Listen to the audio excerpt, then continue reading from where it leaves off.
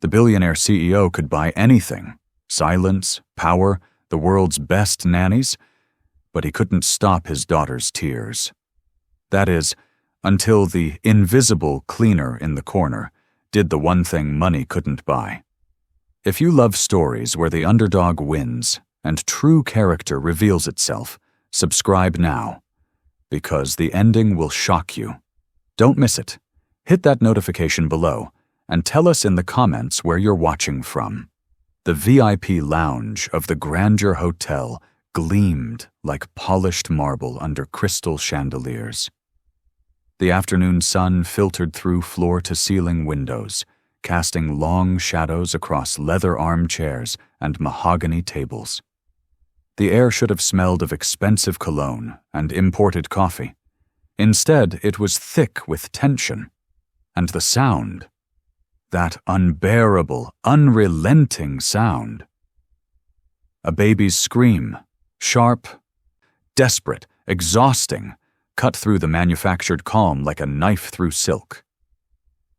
In the far corner, near the floor-to-ceiling windows, Tamara Bowers moved almost invisibly.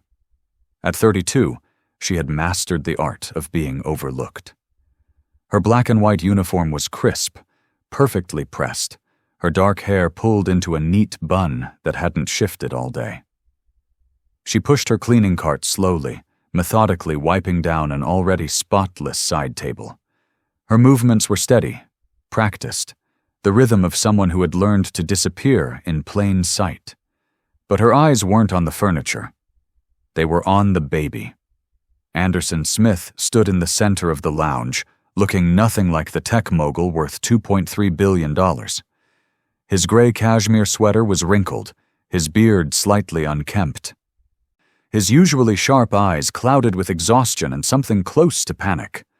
In his arms, 6-month-old Ethel twisted and screamed, her tiny fists clenched, face red and soaked with tears. He bounced her gently, whispered close to her ear, shifted her position. Nothing worked. The crying intensified. Around them, the wealthy patrons of the Gold Leaf Lounge reacted the way rich people always do to inconvenience. They pretended it wasn't happening.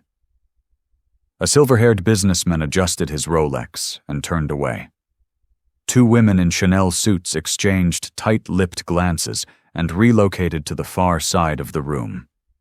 A young associate closed his laptop with an audible snap. At the marble-topped bar, 3 men in expensive suits waited. Anderson's merger team. One checked his watch, another scrolled through his phone with barely concealed irritation. The third simply stared, jaw tight. "Anderson," the oldest one called out, voice clipped with impatience. "We're losing the Singapore window. They're waiting on the call." Anderson didn't respond. He was too busy trying to remember the last time he'd slept, or eaten, or had any idea what he was doing. A hotel manager appeared at his elbow, voice low and apologetic. "Mr. Smith, perhaps we could arrange a private room." "The nanny just quit," Anderson said flatly, not looking up. "Walked out 10 minutes ago. That makes 3 this week." The manager retreated without another word. Tamara watched all of this from her position near the windows. She'd been cleaning this lounge for 8 months. She knew these people, knew how they looked through her, past her, around her, how she was furniture with a pulse. But she also knew something else. She knew that baby's cry, the particular pitch and rhythm of it. Not hunger, not pain, overstimulation, panic feeding on panic. The baby didn't need to be held tighter. She needed something to break the loop. Tamara's hand moved to her apron pocket. Her fingers found the smooth, worn wood of the spinning top. She'd carried it for years, a remnant of a life she'd left behind. A reminder of both her greatest gift and her deepest failure. She hesitated. These weren't her people. This wasn't her place. But that baby. Tamara set down her cleaning cloth. She stepped away from her cart, and for the first time in 8 months, she let herself be seen. She moved slowly, carefully, across the marble floor. Past the uncomfortable investors, past the judgmental patrons, straight toward the desperate man and his inconsolable daughter. Anderson barely noticed her approach. Another staff member, probably, is coming to ask him to leave. "Excuse me," Tamara said softly. Anderson looked up, surprised to find a woman in a maid's uniform standing before him. His first instinct was to wave her away, but something in her calm, steady gaze stopped him. "I know you don't know me," she continued, her voice barely above the baby's cries. "But would you let me try something?" Anderson blinked. She was looking at Ethel, not at him, looking at his daughter the way no one else in this room had, like she actually saw her. He started, then stopped. What did he have to lose? "She won't stop. I've tried everything." "I can see that," Tamara said gently, "but I don't need to hold her. I just need you to trust me for 30 seconds. Anderson stared at her, at this woman who smelled faintly of lemon cleaner and spoke with quiet authority, and nodded. Tamara pulled the colorful wooden spinning top from her apron pocket. Without a word, she stepped to the side table Anderson stood beside. She placed the top on the polished surface, and she spun it. The motion was hypnotic, smooth, practiced, rhythmic. The top whirled in perfect circles, its painted colors blurring into a mesmerizing spiral. Red, yellow, blue, green, all blending, all flowing. Tamara began to hum. Low, steady, a sound that matched the spinning perfectly. Ethel's screaming hitched, caught. Her red, tear-soaked face turned toward the sound and the motion. The top spun. Tamara hummed, and the entire Gold Leaf Lounge held its breath. Then, silence. Not gradual. Not fading. Instant. Ethel's mouth closed, her tiny hands unclenched, her wide, exhausted eyes fixed on the spinning top as if it were the only thing in the world that made sense. The quiet was deafening. Anderson stared at his daughter, then at the spinning top, then at the woman in the maid's uniform who had just performed an impossible miracle. "What?" he breathed. "What did you just do?" Tamara looked up at him, and for the first time in 8 months, she allowed herself a small, sad smile.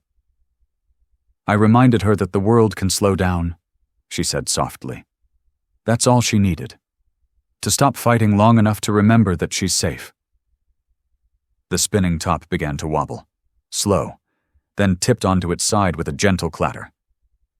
Ethel didn't cry. She just watched it, fascinated, her breathing finally even. Anderson couldn't speak. Couldn't move. He could only stare at this woman, this invisible, overlooked cleaner, who had just done what 3 professional nannies and a $50,000 smart crib system couldn't. Behind him, one of his investors cleared his throat. "Anderson, we really need to—" "Wait," Anderson said, his voice hoarse. He never broke eye contact with Tamara. "Please wait." Tamara bent down and picked up the spinning top, tucking it back into her apron pocket. She was already turning to go, already retreating into invisibility. "Wait," Anderson said again, louder this time. "Please, don't go." Tamara paused, turned back. And in that moment, in the stunned silence of the Gold Leaf Lounge, 2 lives that should never have intersected began to change forever. For 5 full seconds, nobody moved. Ethel sat in her father's arms, still hiccuping softly from the exhaustion of her tears, but quiet, calm.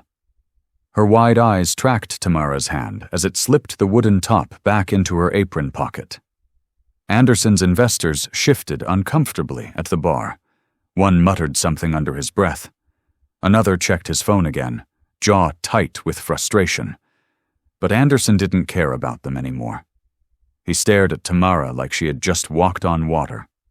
"How did you do that?" he asked, his voice rough with disbelief. Tamara glanced at Ethel, then back at Anderson. It's not magic. She was overstimulated. The spinning broke the panic loop. The what? The cycle, Tamara explained softly. Babies cry, which upsets them more, which makes them cry harder. The toy gives her something predictable to focus on. It calms her nervous system. Anderson looked down at Ethel, who was now reaching toward Tamara's pocket with chubby fingers, making soft, cooing sounds. His daughter. The same child who'd been screaming for an hour. Now peaceful, content, because of a wooden toy and a woman in a maid's uniform. "Where did you learn that?" he asked. Tamara's expression shifted. Something guarded flickered across her face. "I used to work with children, a long time ago. And now you're—" Anderson trailed off, suddenly aware of how the question might sound. "Cleaning hotel lobbies," Tamara finished for him. Her tone wasn't bitter, just factual. "Yes." Before Anderson could respond, the hotel manager reappeared at his side, his smile tight and professional. "Mr. Smith, I apologize for the interruption, but your Singapore call—" "Can wait," Anderson said, not looking at him. His eyes were still on Tamara. "I need to speak with Miss Bowers, privately." The manager's smile faltered. "Sir, I really don't think—" "5 minutes," Anderson said. It wasn't a request. The manager's jaw tightened. He glanced at Tamara, his eyes hard with warning, then disappeared back toward the lobby. Tamara took a step back. "Mr. Smith, I should really get back to work. I'm glad Ethel is—" "Wait, please." Anderson shifted Ethel in his arms. "I need your help. You don't know anything about me. I know you just did what 3 certified nannies couldn't do," Anderson said. "I know my daughter responded to you in 30 seconds flat. That's enough." Tamara shook her head slowly. "It's really not." "Then tell me what I need to know," Anderson pressed. "Because right now, I'm a single father who hasn't slept in 4 days. I have nannies quitting on me weekly. I have a merger falling apart because I can't get my daughter to stop crying long enough to take a phone call. And you—" He gestured helplessly at the now peaceful Ethel. "You just performed a miracle with a wooden toy." "It's not a miracle. It's basic child development." "Which clearly I know nothing about," Anderson admitted. The exhaustion in his voice was palpable. "Please, I'm not asking you to commit to anything permanent. Just help me understand what I'm doing wrong. A week, maybe 2, I'll pay you 10 times whatever the hotel is paying you." Tamara's eyes widened. "Mr. Smith—" "Anderson," he corrected, "and I'm not above begging." He shifted Ethel again, and the baby made a small, fussy sound. Immediately, his panic returned. "See? I don't even know how to hold her right!" Tamara watched him struggle, and something in her expression softened. She'd seen this before.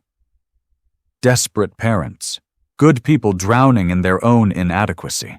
It was the reason she'd become a child development specialist in the first place. It was also the reason she'd lost everything. "There are complications in my past," Tamara said carefully. "Things that would reflect badly on you if they came to light." "I don't care about that." "You should," Tamara said quietly. "But I appreciate the offer, I really do." She turned to leave. "Please," Anderson said again, and this time his voice cracked. "I'm failing her every day, and I can't keep doing this alone." Tamara stopped. Her hand tightened around the handle of her cleaning cart. She didn't turn around, but she didn't walk away either. For a long moment, she stood frozen between 2 impossible choices. Then, slowly, she pulled a small notepad from her apron pocket and scribbled something on it. She tore off the page and handed it to Anderson without looking at him. "1 week," she said quietly. "Trial basis only. If it doesn't work out, you let me walk away. No questions asked." Anderson took the paper, stared at the phone number written in neat, precise handwriting. When he looked up, Tamara was already disappearing down the service corridor, her cart rattling softly against the marble floor. Ethel made a happy gurgling sound in his arms, and for the first time in 4 days, Anderson felt like he could breathe. Anderson found her 2 hours later in the staff locker room on the basement level. He'd had to bribe a maintenance worker with $200 just to get directions. The fluorescent lights buzzed overhead, casting harsh shadows across rows of gray metal lockers. The air smelled of industrial soap and old coffee. Tamara sat on a wooden bench, still in her uniform, counting bills from her wallet. Her shoulders were tight, her expression focused. She didn't hear him approach. "Miss Bowers," Anderson said softly. Tamara's head snapped up. Her eyes widened when she saw him standing there, still in his gray sweater, Ethel asleep in a carrier strapped to his chest. She quickly tucked the money back into her wallet. "Mr. Smith," she said, standing, "you shouldn't be down here. This area is staff only. I needed to talk to you. I gave you my number." "I know, but I couldn't wait." Anderson stepped closer, careful not to wake Ethel. "I want to make you a formal offer. Ethel's nanny, full-time. Name your price." Tamara shook her head. "I already told you. 10 times your current salary," Anderson interrupted. "Plus benefits, health insurance, dental, and vision. A room in my home if you want it, or I'll cover your rent if you prefer your own place. Whatever you need." Tamara stared at him. "Mr. Smith." 15 times, Anderson said. 20, I don't care. You're the only person who's been able to help her." "You don't understand," Tamara said quietly. "I can't do this kind of work anymore." "Why not?" Tamara turned away, opening her locker. She pulled out a worn jacket, her movements deliberate, controlled. "I told you, complications." "What complications?" "The kind that end careers," Tamara said. "The kind that show up on background checks and Google searches. The kind that makes headlines when a billionaire CEO hires someone with my history." Anderson processed that.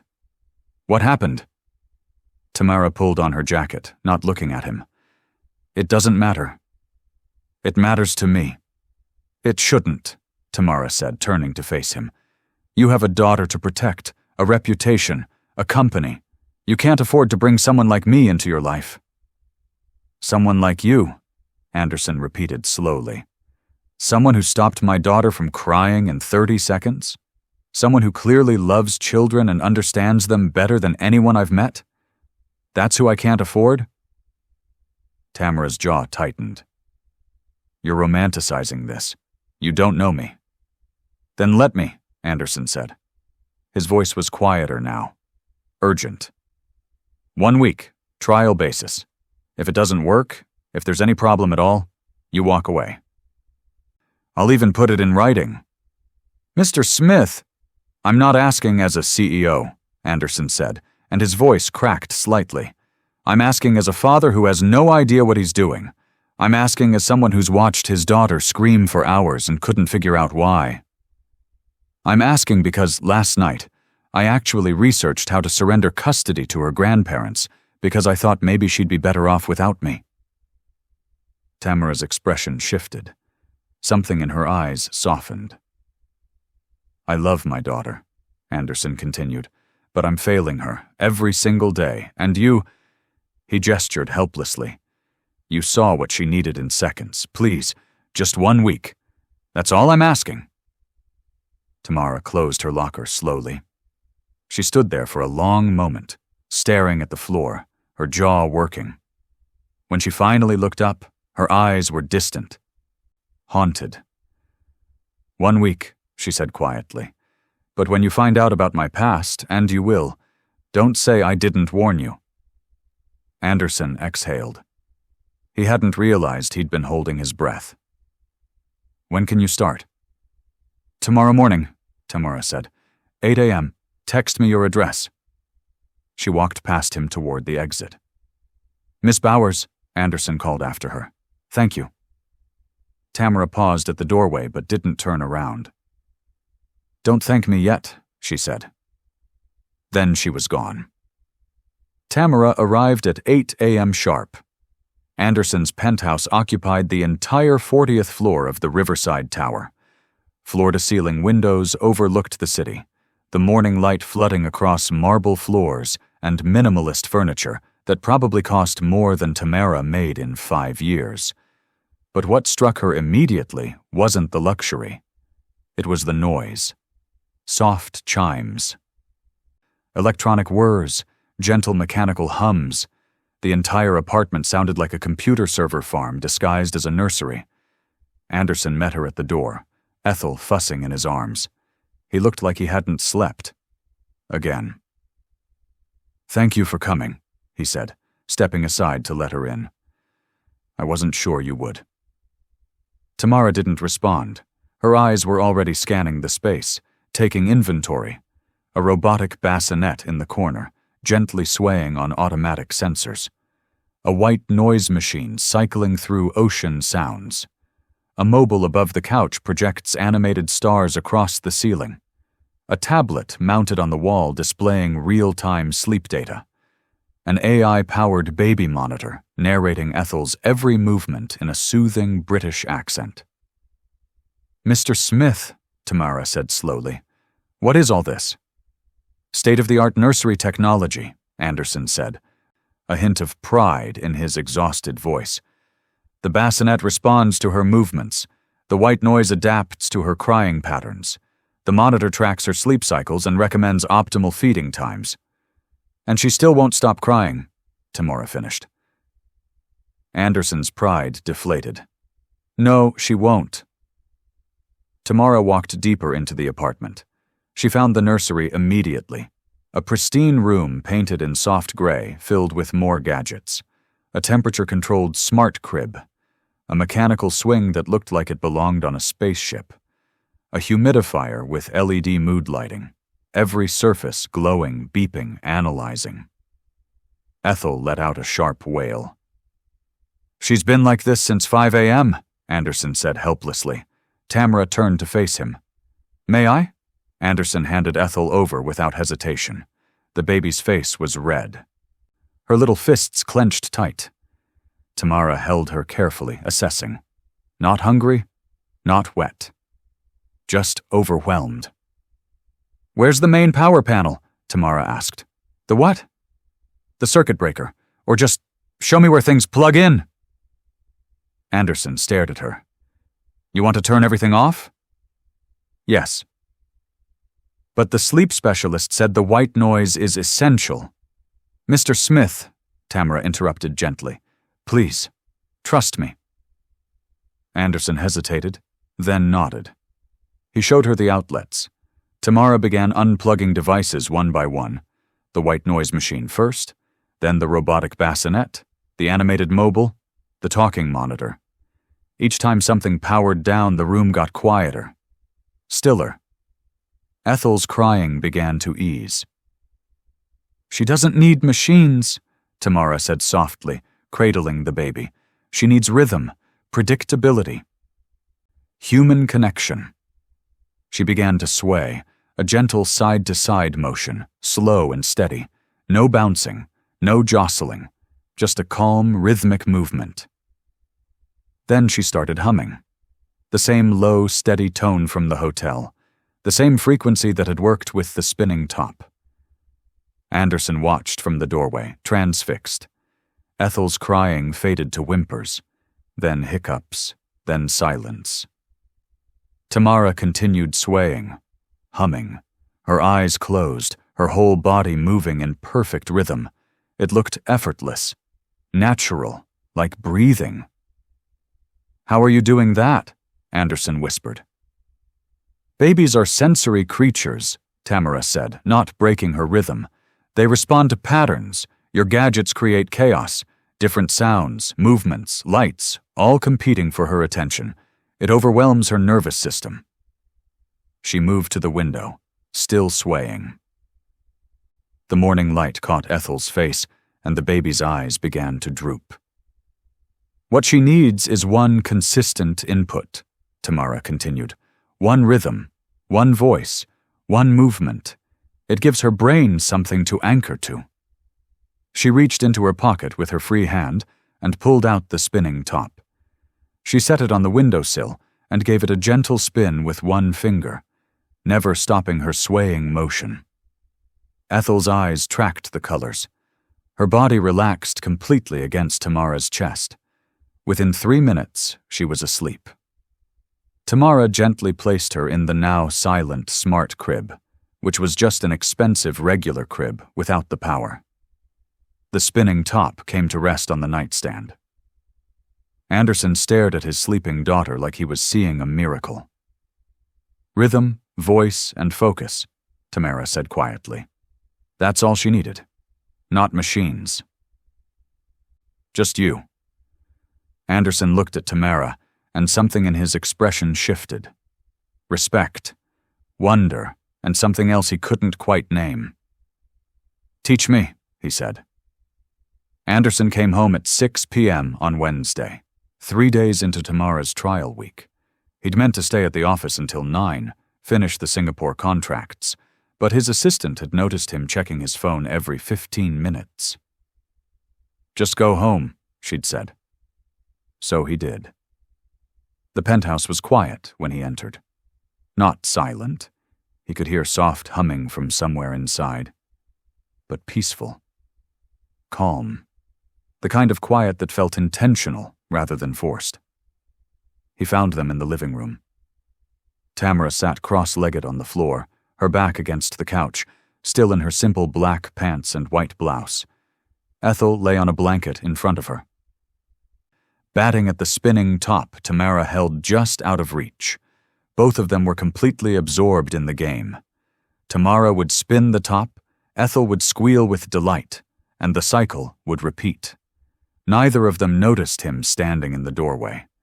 Anderson felt something unexpected tighten in his chest. His daughter looked happy. Actually, genuinely happy. And Tamara looked peaceful.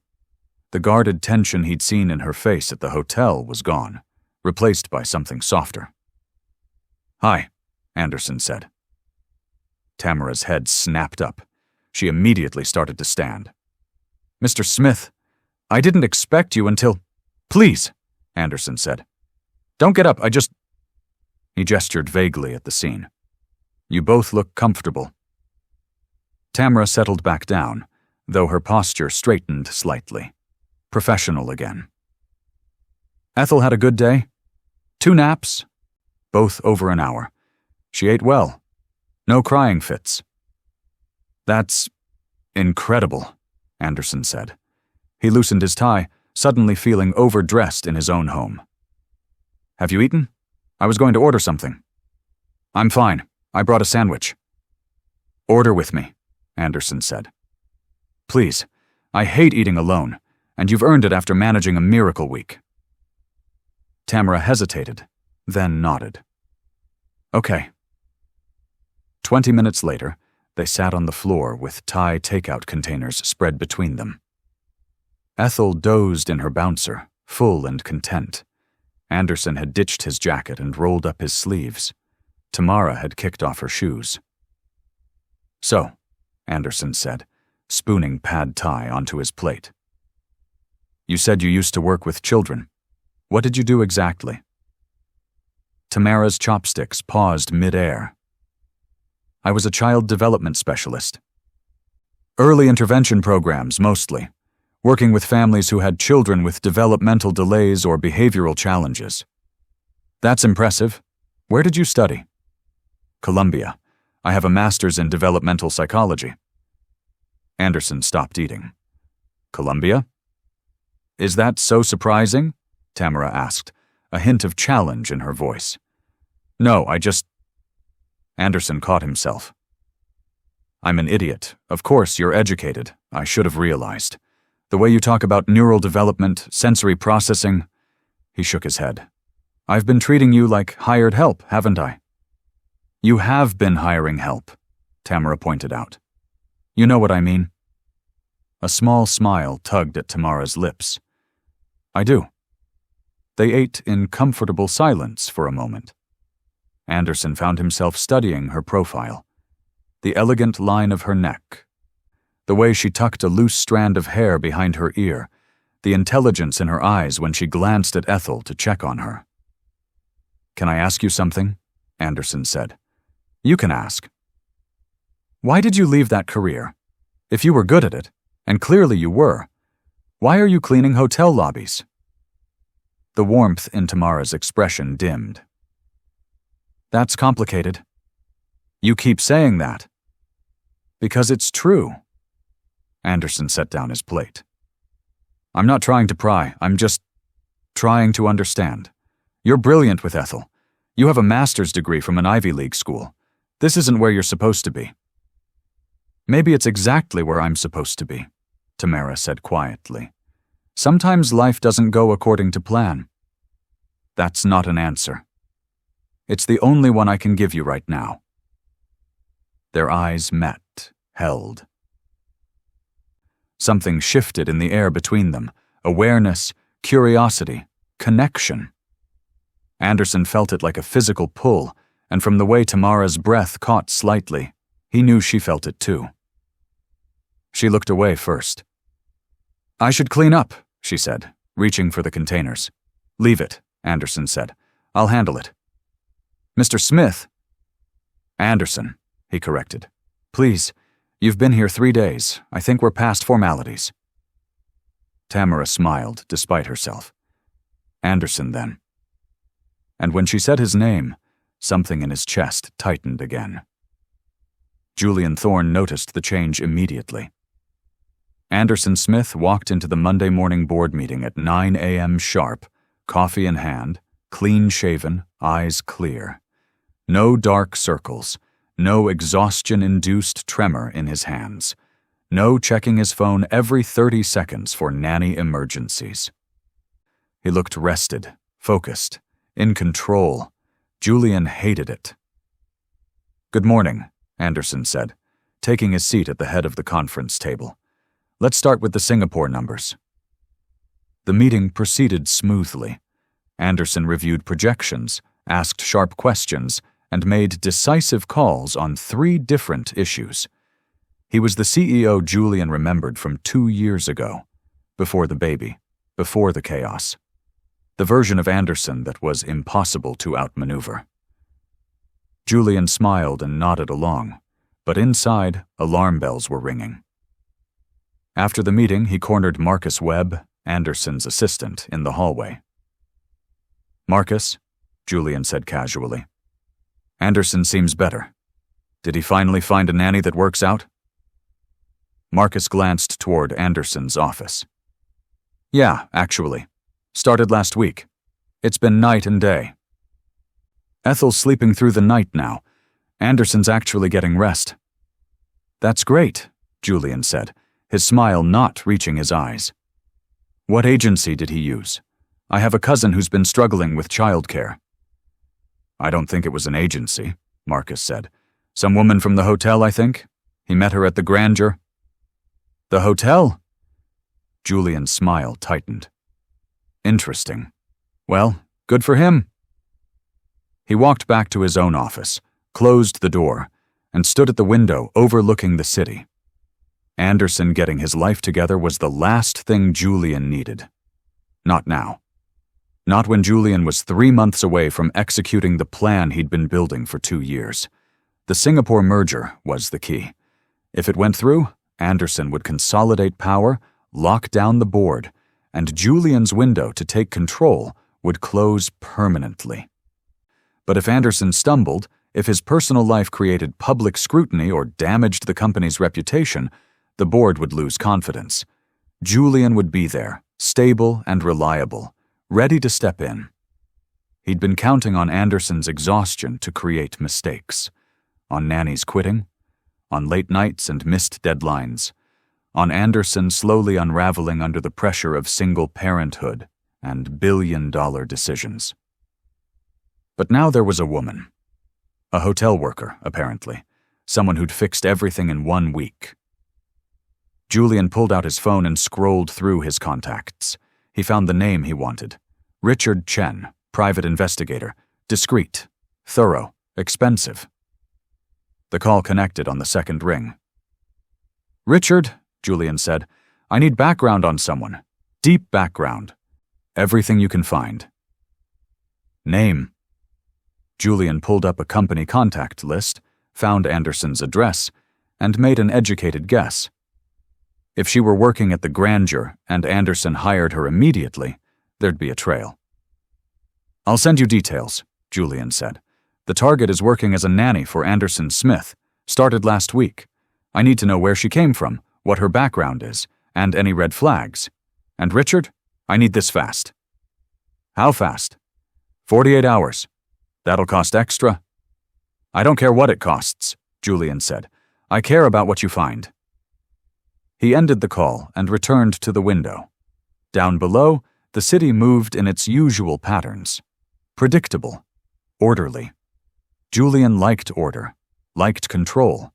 And right now, this mystery nanny represented chaos, an unknown variable in a carefully calculated equation. If she were clean, fine. He'd find another angle. But if she had secrets, and everyone had secrets, Julian would use them. He'd expose her, humiliate Anderson for his poor judgment, and watch the whole thing explode right before the merger vote. Anderson thought he'd found salvation in some hotel cleaner with a magic touch. Julian would show him exactly how wrong he was. The invitation arrived on Thursday afternoon. Heavy cardstock, gold embossing, Julian Thorne's signature at the bottom. Anderson read it twice, frowning. "A gala?" he said into his phone. "Julian, you hate these things." "I know." Julian's voice came through smooth and warm. "But the Singapore team specifically requested it. They want to celebrate the partnership properly, show the board we're unified. You know how they are about ceremony." Anderson glanced toward the living room where Tamara was reading to Ethel, her voice soft and rhythmic. 2 weeks had passed since she'd started. 2 weeks of peace, of order, of coming home to a calm house instead of chaos. 2 weeks of falling for her a little more each day. "Fine," Anderson said. "When?" "Saturday night, the Metropolitan Club. And Anderson?" Julian paused. "Bring a +1. The Singapore partners are bringing their wives. It looks better if you're not alone." Anderson's jaw tightened. He hated the politics of these things. But Julian was right. Optics mattered. "I'll see what I can do." That evening, after Ethel was asleep, Anderson found Tamara in the kitchen making tea. "Can I ask you something?" he said. Tamara turned, eyebrows raised. "That depends on the question. Come with me to a gala on Saturday, as my date." Tamara's hand froze on the kettle. "Your what?" "It's for the Singapore merger. High society thing, probably boring as hell, but I need someone there and I—" Anderson stopped himself. Started again. "I'd like you to be there. Anderson, I'm your employee." "You're more than that," Anderson said quietly. "You know you are." Tamara set down the kettle. "This is a bad idea." "Why?" "Because I don't belong in that world. Because people will ask questions. Because I'm asking you to trust me," Anderson interrupted. "One night. I promise I'll make it worth the discomfort." Tamara studied his face for a long moment, then sighed. "I don't have anything to wear to something like that." "We'll fix that tomorrow." The next day, Anderson took her to a boutique in downtown that cost more per dress than Tamara used to make in 3 months. The saleswoman brought out option after option, but Anderson shook his head at each one until Tamara emerged from the dressing room in deep emerald silk that made her dark skin glow like polished mahogany. Anderson forgot how to breathe. "This one," he said. Tamara looked at herself in the mirror, barely recognizing the elegant woman staring back. "It's too much." "It's perfect." Saturday evening, they arrived at the Metropolitan Club together. Anderson in a tailored black tuxedo, Tamara in the emerald dress with her hair swept up, diamond earrings, Anderson had insisted on adding, catching the light. They looked like exactly what they were becoming, a power couple. Heads turned as they entered, whispers followed. Julian Thorne stood near the bar, champagne in hand, watching them approach. His smile was warm, welcoming, but his eyes were cold. "Anderson," he said, shaking his hand, "so glad you could make it. And this must be—" "Tamara Bowers," Anderson said, his hand resting protectively on her lower back. "Tamara, this is Julian Thorne, my business partner." "Charming," Julian said, taking Tamara's hand. His grip was just a fraction too tight. "Anderson's told me absolutely nothing about you. How mysterious." "There's not much to tell," Tamara said carefully. "Oh, I doubt that," Julian said. His smile widened. "In fact, I've been dying to learn more. Perhaps we'll have a chance to chat later this evening." Something in his tone made Tamara's blood run cold. Anderson felt her tense beside him. "Looking forward to the presentation," he said to Julian, steering Tamara away.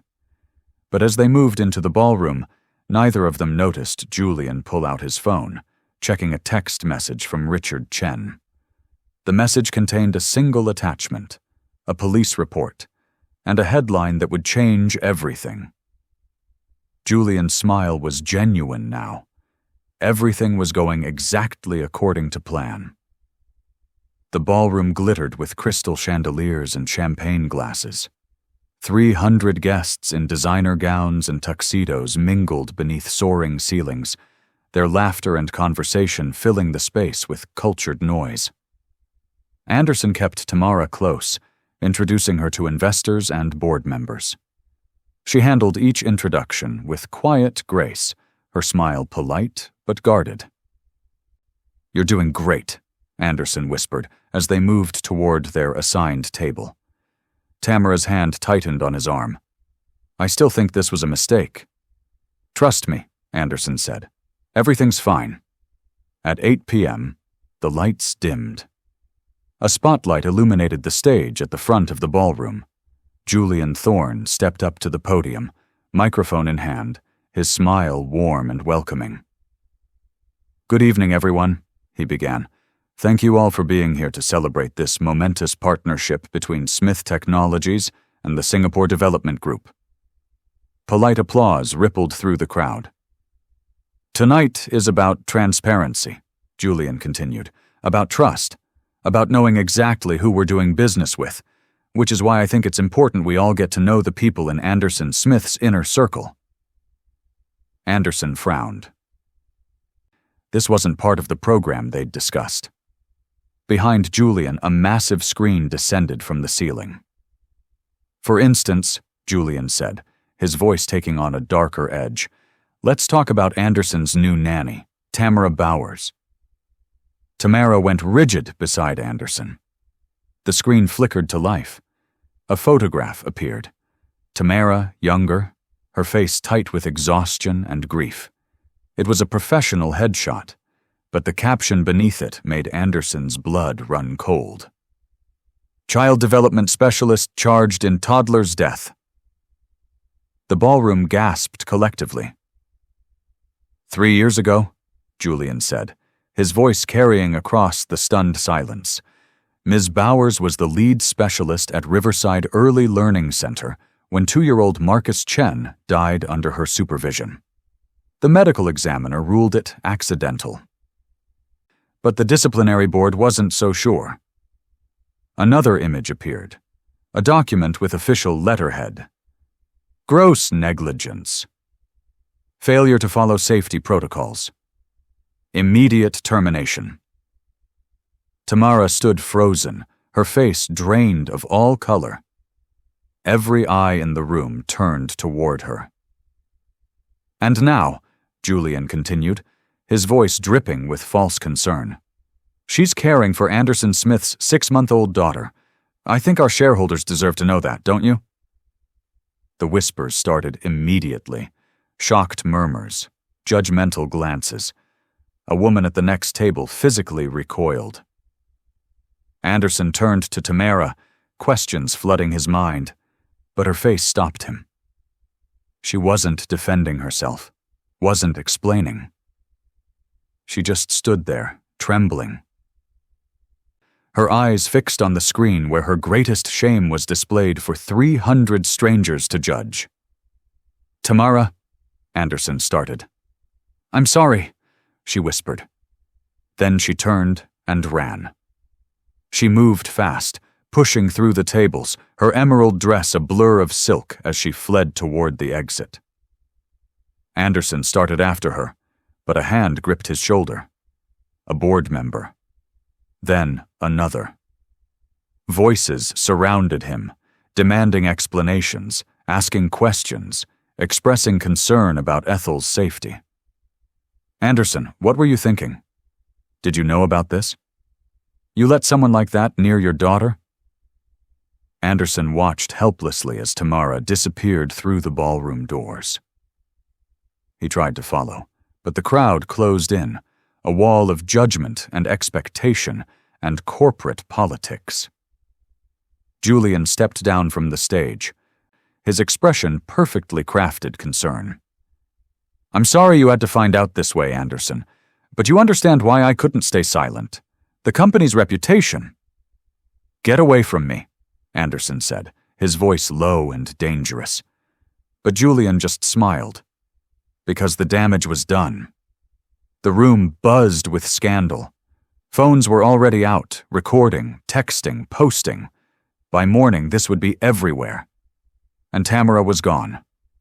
Anderson left the gala without speaking to anyone. He drove home in silence, his hands tight on the wheel, Julian's words echoing in his mind. By the time he reached the penthouse, it was nearly midnight. The apartment was dark, empty. Tamara's bag was gone from the hook by the door. The spinning top sat alone on Ethel's nightstand.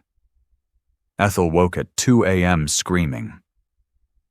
Anderson tried everything Tamara had taught him, the rhythm, the humming, the gentle swaying, but nothing worked. His daughter thrashed in his arms, inconsolable, as if she knew something terrible had happened.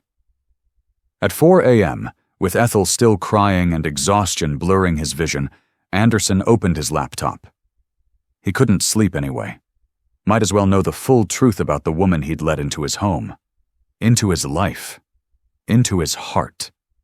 He found the news articles first, the same headline Julian had displayed, the photograph.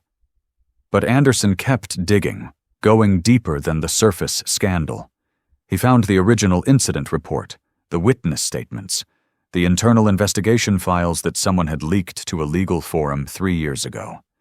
And slowly, the real story emerged. Marcus Chen hadn't been in Tamara's classroom. He'd been with Ashley Rodriguez, a 22-year-old assistant teacher in her first year. Ashley had left the children unattended for 7 minutes to take a personal call. Marcus had climbed onto a bookshelf. It collapsed. By the time anyone found him, it was too late. The school's board had panicked. Ashley was the daughter of a major donor. Tamara was the senior specialist, the one with the master's degree and the supervisory responsibility. The school's lawyers made it clear. Either Tamara took full blame, or they'd drag every teacher into court, destroy the program entirely, and put 20 other specialists out of work. Anderson found an email thread buried in the leaked documents. Tamara's own words, 3 years old. "I'll accept the termination and the disciplinary action, but please protect the program. These children need it." And Ashley is young. She made a mistake. Don't let one tragedy destroy everything we've built.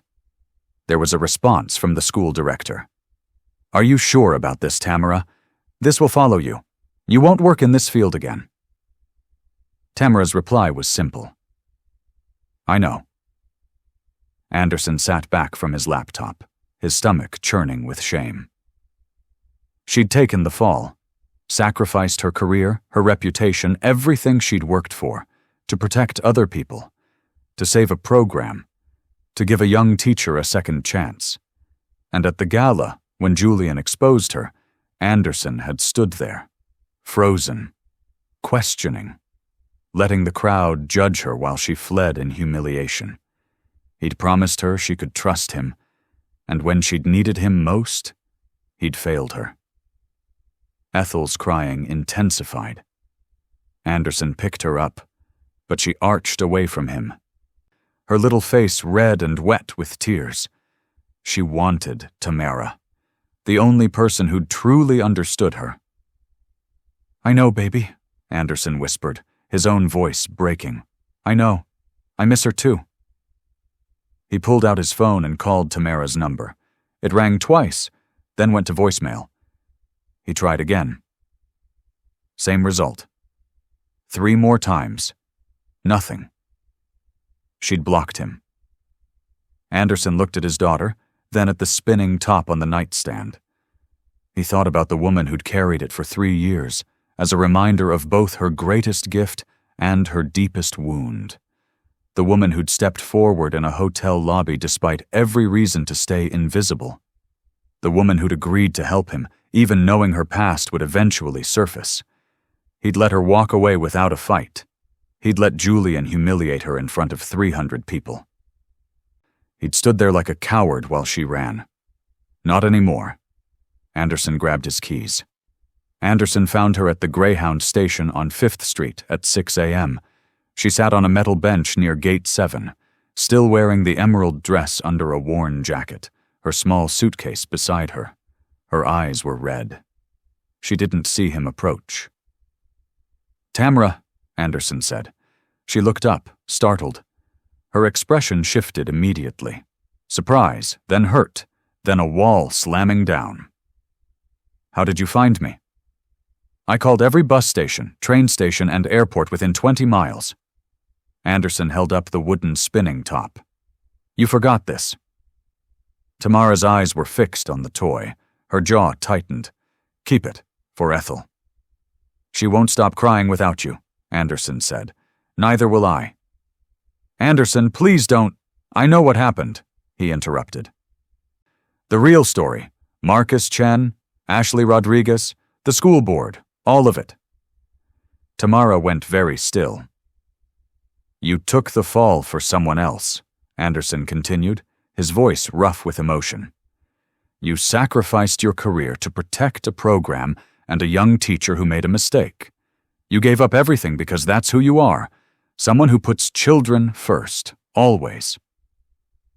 "It doesn't change what happened," Tamara said quietly. "A child died on my watch."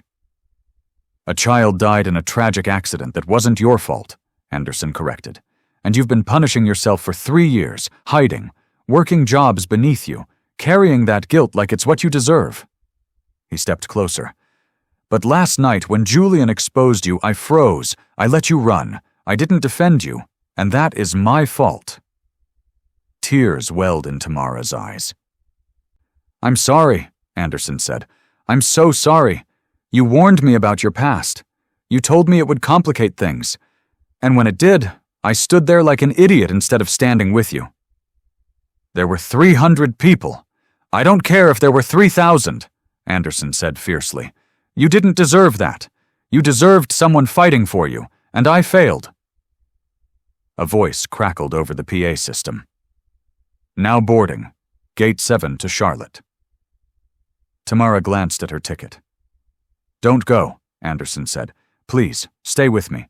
Not as Ethel's nanny, as my partner, my equal, the woman I'm falling in love with." Tamara's breath caught. "I need you," Anderson continued. "Ethel needs you.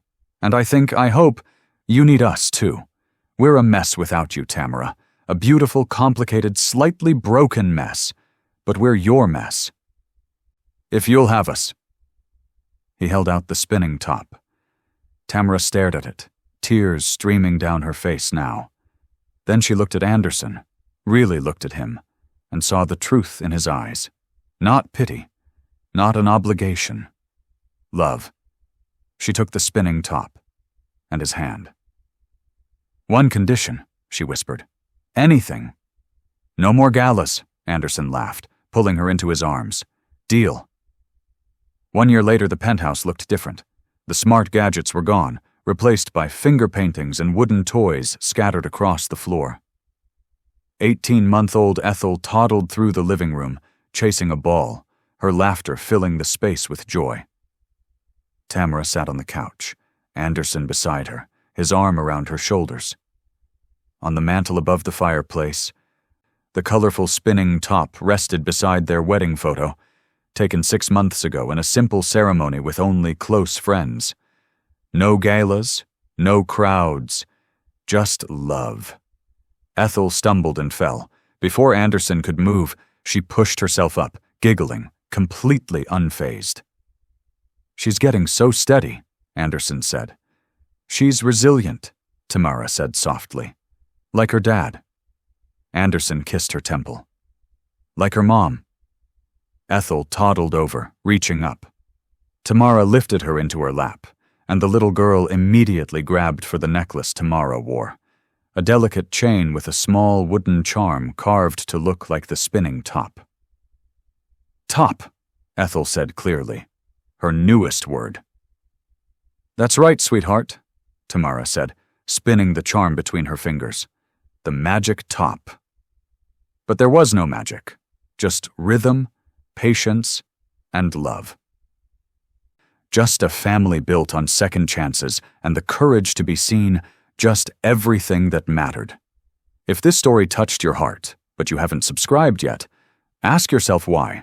Stories like Tamara's, about second chances, redemption, and finding love when you least expect it, don't just entertain.